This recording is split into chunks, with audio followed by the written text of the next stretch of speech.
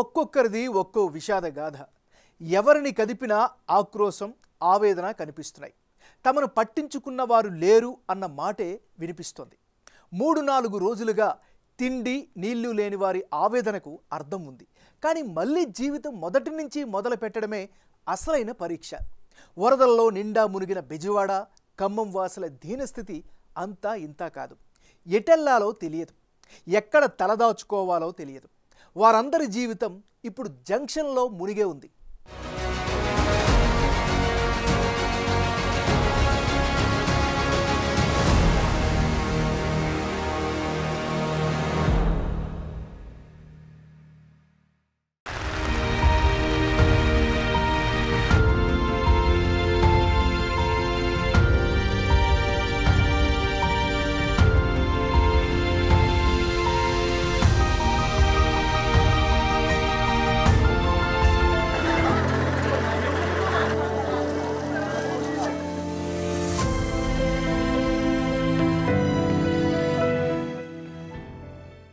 వరద నీటిలో పిల్లలను ఎత్తుకున్న తండ్రులు, వృద్ధులను భుజానికెత్తుకుని ఇంకొందరు, బాలింతలు, గర్భిణులు, దివ్యాంగులు, వ్యాధిగ్రస్తులు.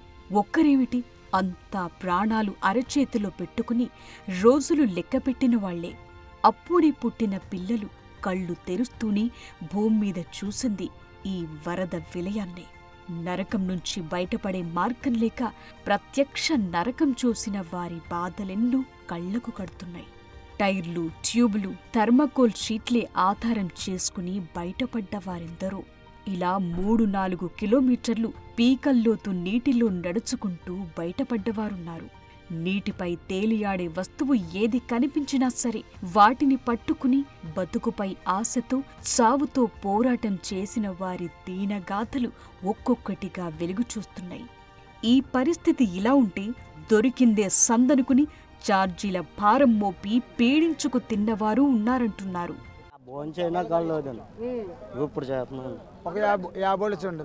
ఆ చేయడం 30 బోట్లు, ఈ చేయడం 20 బోట్లు. మొత్తం ఇంచుమించు లేదంటే నిన్న ఖాళీగా ఒక 600 జనం తీసుకొచ్చండి.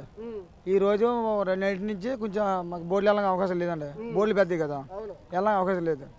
మొత్తం చేసిందల్లా రాజులు తీసుకొచ్చి చేసాము.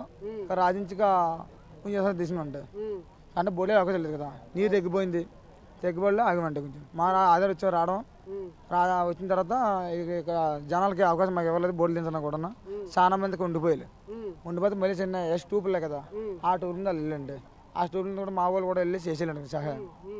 అంతవరకు మనం చేసింది. బెజవాడపై బుడమేరు, ఖమ్మంపై మున్నేరు దూసిన వరద కత్తి కంటి మీద కొనుకు లేకుండా చేసింది. ఎన్నో జీవితాలను వరద పాలు చేసింది. పప్పు, ఉప్పులు, బియ్యం, నూనెలు ఇలా అన్నీ వరదల పాలయ్యాయి. ఆఖరికి గిన్నెలు కూడా లేవు. సర్టిఫికెట్లు పోగొట్టుకున్న వారెందరో. చెప్పాలంటే ఇప్పుడు వరద బాధితుల జీవితం సున్నా అయింది. తల్లులకు తిండి లేదు, పిల్లలకు పాలు లేవు. రోజుల తరబడి ఇదే పరిస్థితి.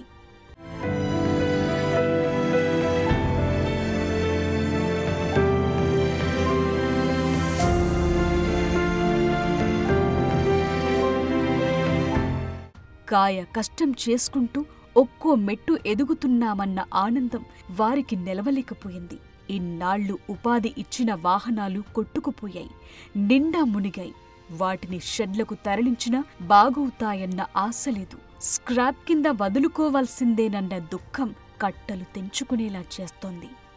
గుండెల్ని పిండేసే కన్నీటి కథలెన్నో తెరపైకి ఒక్కొక్కటిగా వస్తున్నాయి. బెజవాడకు బతకటానికొస్తే ఆశ్రయమిచ్చింది కాల్వ ఒడ్లు, కొండ ప్రాంతాలే.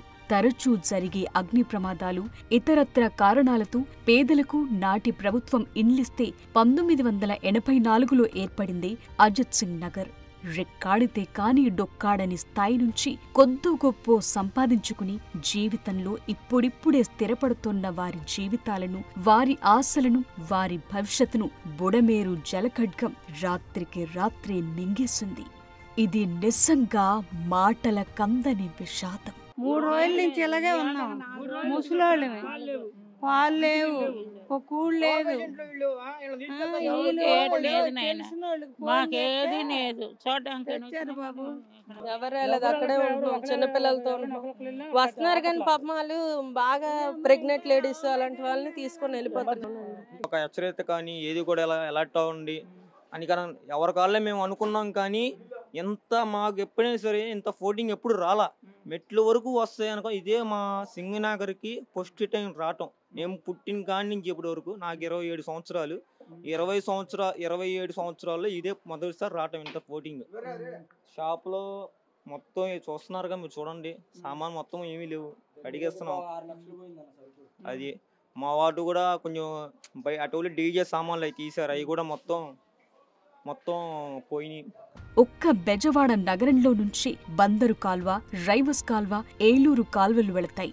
వీటిలో 4వది నగరానికి ఉత్తరం వైపున తూర్పు నుంచి పడమరకు ప్రవహించే బుడమేరు. ఇది పశ్చిమ కృష్ణా జిల్లా, ఆపైన ఖమ్మం జిల్లాలో కురిసే వర్షం కారణంగా అరుదుగా ప్రవహిస్తూ చివరకు ఇది కొల్లేరులో కలుస్తుంది. కానీ ఇప్పుడు మహోగ్ర రూపం ధరించి బెజవాడని అతలకుతలం చేసే స్థాయికి చేరుకుంది. చేయాల్సిన నష్టమంతా చేసేసి ఇప్పుడు శాంతించిన బుడమేరును మళ్లీ నమ్మే పరిస్థితి ఉందా?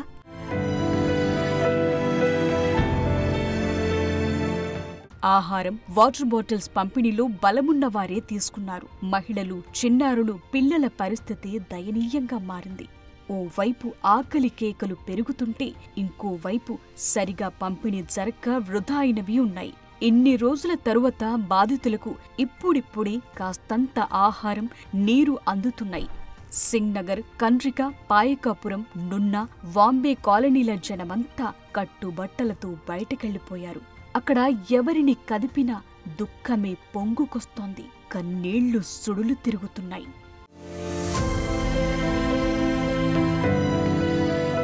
పైనోళ్ళు ఆశ్రయిస్తే కూర్చున్నాము, కనీసం ఎవ్వరు రాలా, బోట్లు రాట్లా, ఏమి రాట్లా, చచ్చినా బతికినా ఇంకా ఇప్పుడు ఇంతేనండి.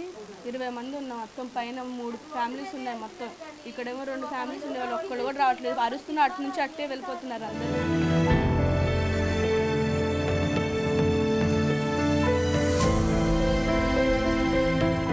ఇక వరదల్లో చిక్కుకుని చనిపోయిన వారు, కొట్టుకొచ్చిన మృతదేహాల పరిస్థితి కూడా వర్ణనాతీతంగా మారింది. విజయవాడ ప్రభుత్వాసుపత్రి మార్చురి వద్ద మృతుల కుటుంబీకులు పడిగాపులు కాస్తున్నారు. వరదలతో చనిపోయిన వారి మృతదేహాలు మార్చురికి తరలించారు. మొత్తం మరణాల సంఖ్య 30 దాటిపోయింది.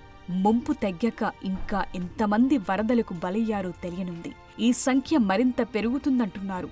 ఇప్పటికీ చనిపోయిన వారిలో పిల్లలు, మధ్య వయస్కులు, వృద్ధులున్నారు. బాగా స్పీడ్గా వచ్చేసిన, ఏం తీసుకోవడానికి కూడా అవకాశం లేకుండా పోయింది. మాకు మొత్తం కొట్టుకుపోయినాయి, ఏమీ లేవు. 3 రోజుల నుంచి నీళ్ళల్లో ఉన్నాం. బాగా ఎవరో మేమే వెళ్ళి తెచ్చుకుంటున్నాం, ఎవరు వచ్చి మా ఇచ్చిన వాళ్ళు లేరు. 2వ రోజు మాత్రం వచ్చి దగ్గరకు వచ్చి ఇచ్చారు, కానీ ఫస్ట్ రోజు అక్కడికి వంతుని దగ్గరికి వెళ్ళాం. 4 అడుగుల దాకా వచ్చింది. బీరువాల బట్టలు అన్ని పాడైపోయినాయి, పాములు కూడా వచ్చినాయి, డబ్బులు బియ్యం అన్నీ తడిచిపోయినాయి. అసలు మాకు వండుకున్నానికి కూడా లేవు. ఇప్పుడు మరి ఎవరు పట్టించుకోవట్లేదు. మరి మా పరిస్థితి ఏందో మాకేం అర్థం కావట్లేదు. ఇంకోవైపు విజయవాడ ముంపులోనే వేలాది వాహనాలుండిపోయాయి. బుడమేరు చుట్టుపక్కల ఉన్న కాలనీల్లో ఇప్పటికీ పూర్తిగా ముంపు వీడలేదు.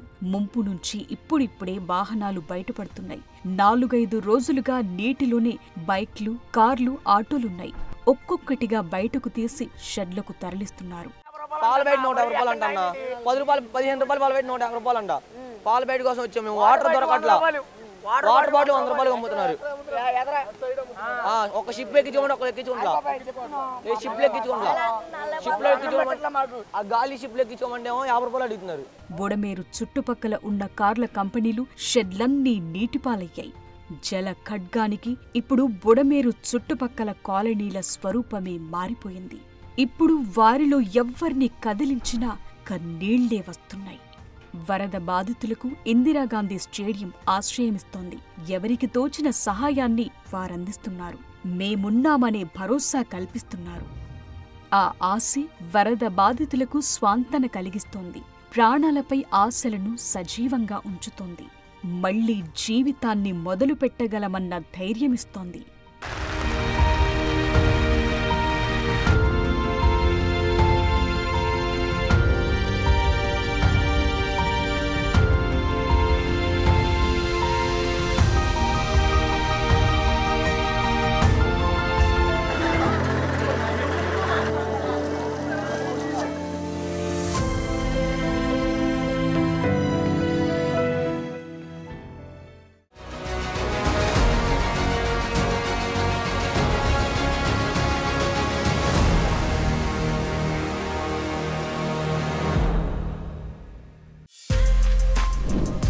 For more videos like this, subscribe Big TV channel.